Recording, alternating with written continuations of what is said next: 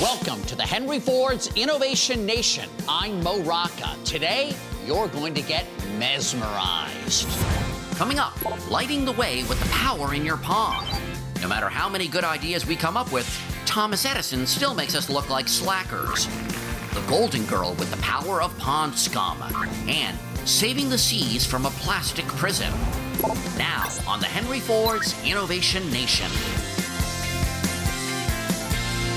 Think about this.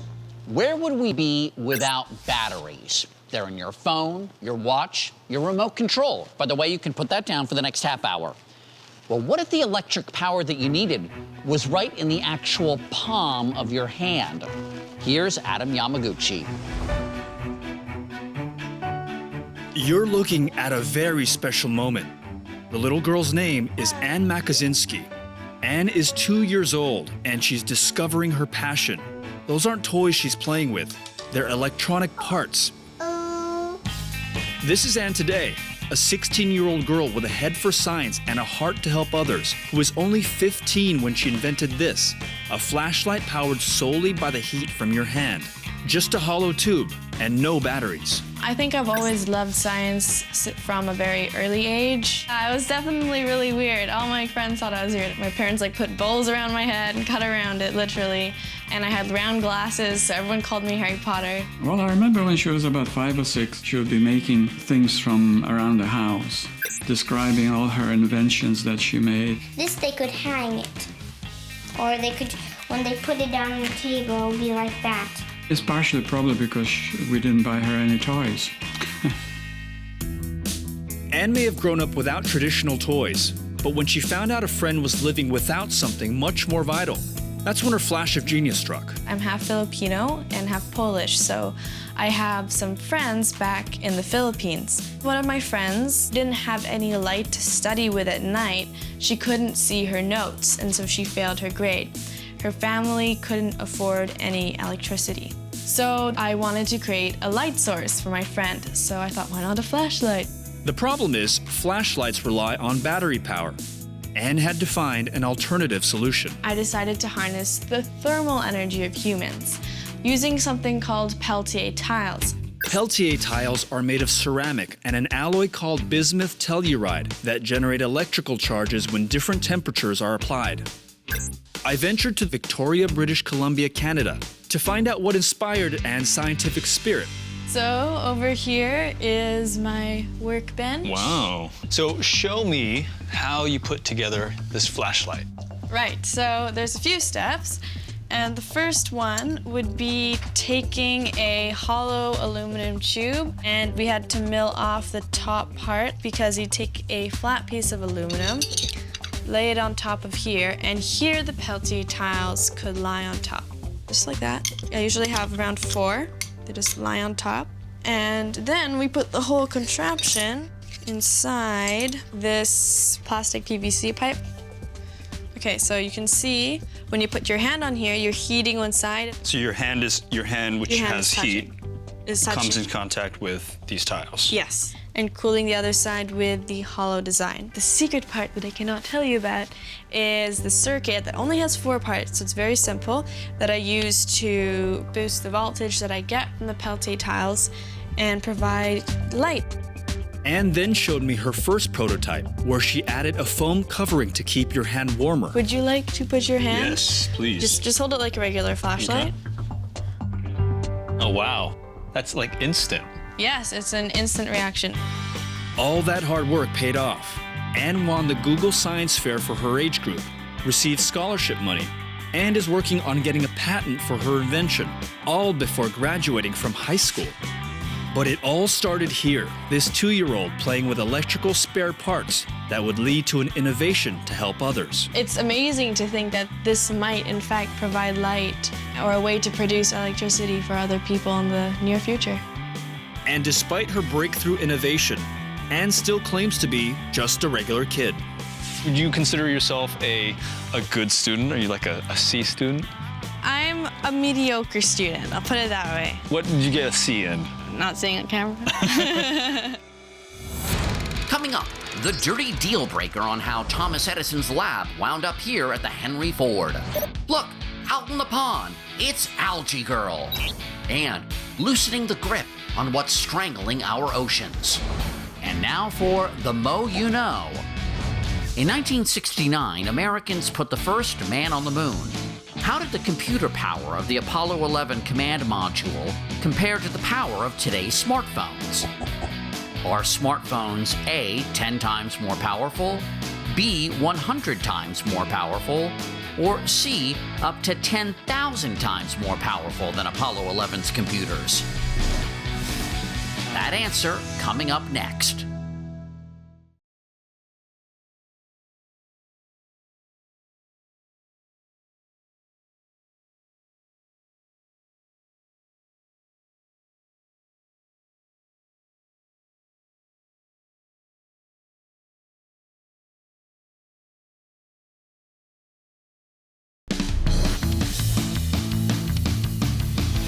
Just before the break, we asked how today's smartphone processing power compares to that of the command module of the 1969 Apollo 11 mission to the moon. Amazingly, the answer is C. The smartphone in your pocket is up to 10,000 times more powerful than Apollo 11's computers that took the first men to the moon. That's the Mo You Know. I have a question for you, and you can all argue amongst yourselves.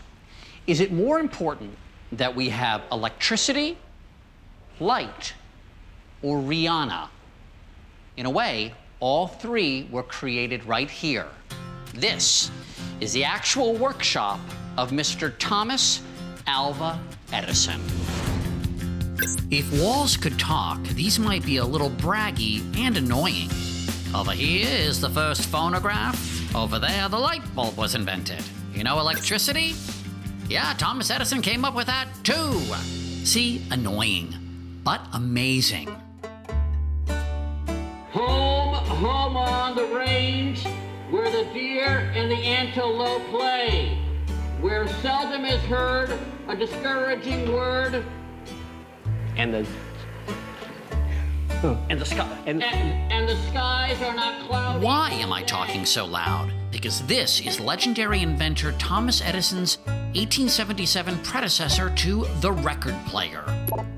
I had to shout. The technology was still primitive, so the foils could only faintly record sound. All day. Okay, let's see what we have here. Back then, it was unheard of to record sound and then to play it back again. I mean, that's borderline time travel if you really think about it. Very good. I could have been a little bit more on key, Oh, but we could fix that with auto-tune. Could I sign you up? I'll be your agent, maybe? This and so much more is housed in Menlo Park, the location in Greenfield Village at the Henry Ford, where Thomas Edison's New Jersey lab of the same name has been reconstructed. Only pieces of the original structure remain, but it's true to its original look. And Edison wanted his lab to stay on New Jersey soil, so 7 truckloads of New Jersey dirt were brought here to be the foundation. Inside, it's a glass menagerie of innovation and history. After maybe 1,000 tries, this is where Edison invented the light bulb. Candle makers were none too happy. The Henry Ford's chief curator, Mark Ruther, told me a little more about Edison's legacy. The story of lighting, the story of electricity is one of a lot of things that are rendered essentially invisible. Edison's success was understanding the totality of that. So the most visible of those inventions was this light bulb. But all the other things that went into making that workable and usable and safe, he had to engage with all of those. One could argue few people can touch Edison when it comes to how profoundly he transformed our world. And it's that transformative quality that creates the distinction between invention and innovation. Inventing relates to the creation of entirely new things. Things like a phonograph, things like a light bulb. Innovation really is about how those things are adopted and adapted.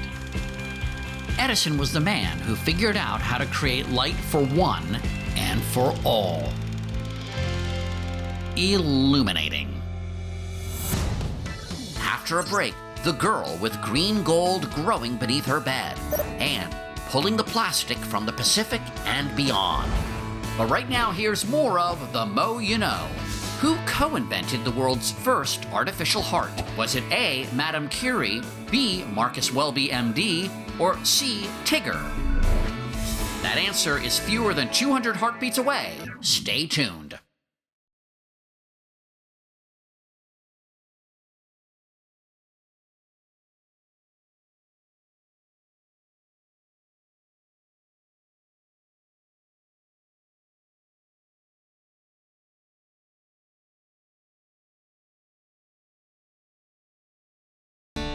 We're back, and you can't stop counting your pulse. Before the break, we asked, who was the co-inventor of the world's first artificial heart? If you said C, Tigger, then you are correct. Yes, the voice of Tigger, actor Paul Winchell, was an inventor as well as an actor. Winchell and his inventing partner, Dr. Henry Heimlich, of Heimlich maneuver fame, received a patent for their artificial heart in 1963. It proves that bouncing isn't the only thing that Tiggers do best. That's the Mo You Know. Have you checked under your bed lately? Probably some dust bunnies, maybe a monster or two. No matter what's there, we found one teen inventor who's got you beat. She actually sleeps on top of more green slime than you could find on a kids' award show. And for her, that green has turned into gold. Here's Allie Ward. Having fun, goofing around with friends, that's what teens do. It's part of the deal. Hanging at the beach, moving to the beat, and hitting the multiplex for the latest superhero movie. Now, if there were a movie of science superheroes, 19-year-old Sarah Voles would be Algae Girl. No cape, no mask, just flasks. She doesn't soar above the clouds, she explores the unknown, and she's earned the attention of some pretty impressive admirers. We've got Sarah Voles, who's breeding new types of algae. Where's Sarah? Throughout her high school years, the question Sarah would pursue, can algae biofuel become a sustainable source of energy? Surrounded by glasses of glimmering algae, Sarah conducts award-winning research, and she does it down amongst the dust bunnies. You see, she conducts her experiments on this green goo under her bunk bed. Sarah is breeding new types of algae. She stores this in a lab in her bedroom. So Sarah, you have very supportive parents. I first got the idea to begin experiments with algae I guess I heard about it in 8th grade. We caught up with Sarah at MIT, where she's now a student. It could never have been anything other than science because there's nothing more important and true and wonderful than pursuing a question and trying to find a meaningful result. Ever since Sarah was that little girl growing up in Colorado, she's had a curious spirit, winning her first science ribbon in kindergarten. Every time you question something, every time you hold your beliefs up to experiment to see whether they are true or not, that's when you're doing science. By that definition, she's been doing science all her life. But it was during a 6th grade science fair that everything changed. Everything about that experience really blew me away. I got to go to the state science fair in Colorado for the first time that year. There were high schoolers, like kids just a couple years older than me, that were doing these amazing projects that were absolutely mind-blowing. I was like, I want to be that. I want to do something like that. I want to make some sort of discovery like this. An innovator needs to know that success will be preceded by a lot of failure. And those failures, in fact, are what will inform the success, and the success won't be meaningful without the failures. Sarah's parents always believed in her dreams, making time for Sarah to pursue science, and making space for her algae. My parents were really happy that the algae was moved out of the kitchen and out of their closet and into my bedroom. When the lab was moved into her room, Sarah slept when her slime slept. Lights would turn on and off at particular times, and it was just like, oh, the lights are off. That must mean it's time for me to go to bed. And finally, after years of quiet work, the first place winner of the 2013 Intel Science Talent Search, Sarah Voles. A $100,000 prize. Sarah found higher oil yields can be created, and algae biofuels might be viable down the road. And that feels really, really good to know that something that you're very passionate about matters to other people also, and maybe made some sort of impact. When she left for MIT, her algae stayed home. So does she miss her algae now that she's in college? I do miss my algae a little bit. I mean, the bubbling from under my bed was very calming. Still just a sophomore, Sarah has plans. So do you think you're gonna go to grad school? Oh, definitely. Yeah? Do you know where? Any idea? No idea where, but I'll probably end up studying biochemistry. I get my inspiration in a weird way from the future. I feel really inspired when I think about the leaps and bounds that are going to happen in our understanding of the universe in the next few years and will continue to happen. And I get inspired by the idea that maybe I could be a part of that. So there's a fountain. Do you know if there's algae in this? I don't know, there could be. Let's look. I want to go algae hunting with you. I mean, who wouldn't? She's Algae Girl. After a short break, removing the plastic roof from the home of ocean fish. That and vocabulary is next.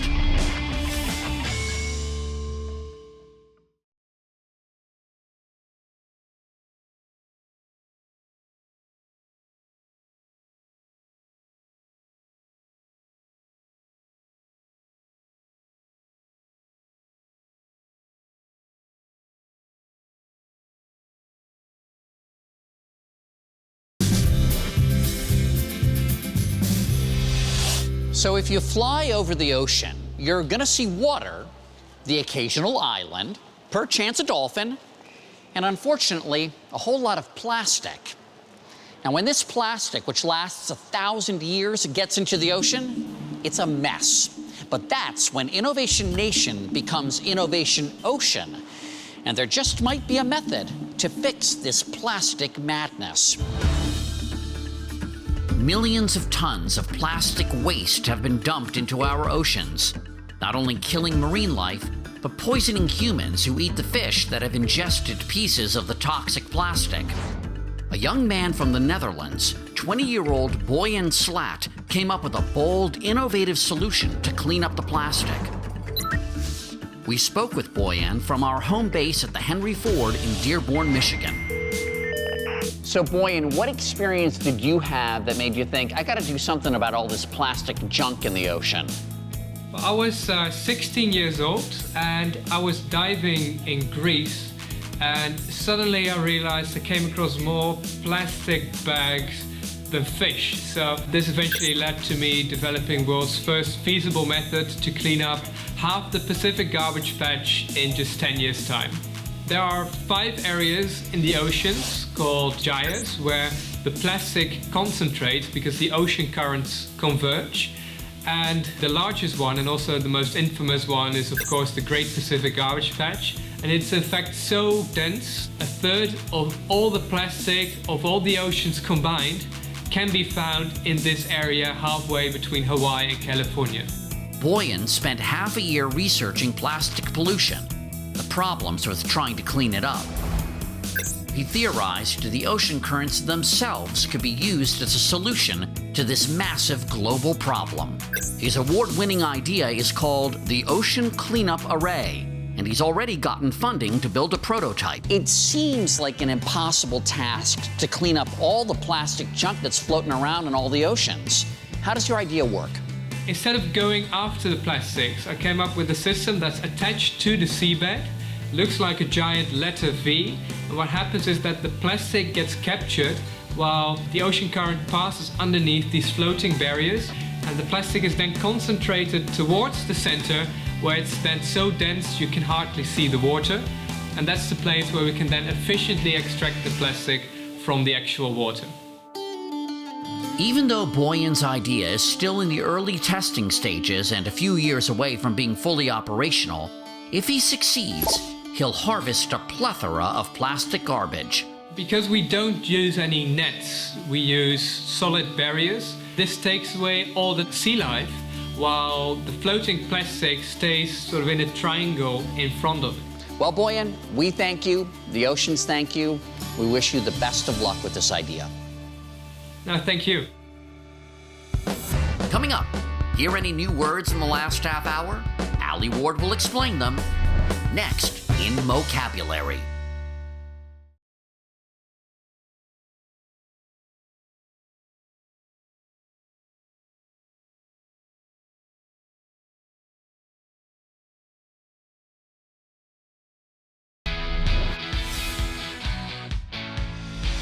This is Vocabulary, where each week we explain some of the fancier words that popped up in the show. Now, in Mo's story about Thomas Edison's lab, he said, Inside, it's a glass menagerie of innovation and history.